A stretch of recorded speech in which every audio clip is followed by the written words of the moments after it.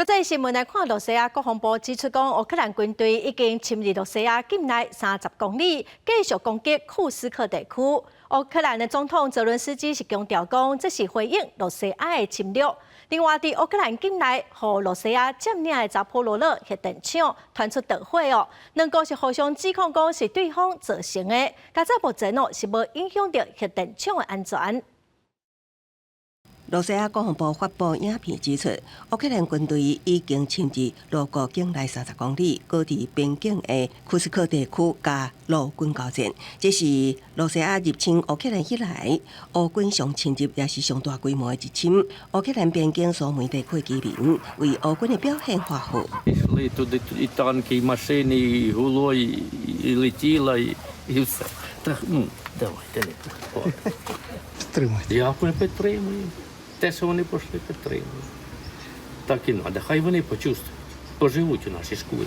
即擺情況已經進入第6天，親像和克里姆林宮有一寡未符反應。烏克蘭官員也透露，幾乎已經部署1000名士兵參與這波突襲行動。烏克蘭總統澤倫斯基強調，為羅國邊境地區對烏克蘭發動的每一擺襲擊，都應該得到公平回應。 Тільки від початку цього літа і тільки з районів Курської області по нашій Сумщині було завдано майже 2000 ударів. Артилерія, міномети, дрони. Ми фіксуємо і кожен ракетний удар. І кожен з таких ударів заслуговує на справедливу відповідь. 位伫烏克蘭南部和羅西亞佔領的扎波羅熱核電廠傳出火警，羅歐雙方攏指控對方放火。好在國際關注聯總署表示，火警並無對核電安全造成威脅。另外，羅國首都莫斯科受民眾咧募集領導援助物資和庫斯克地區的居民。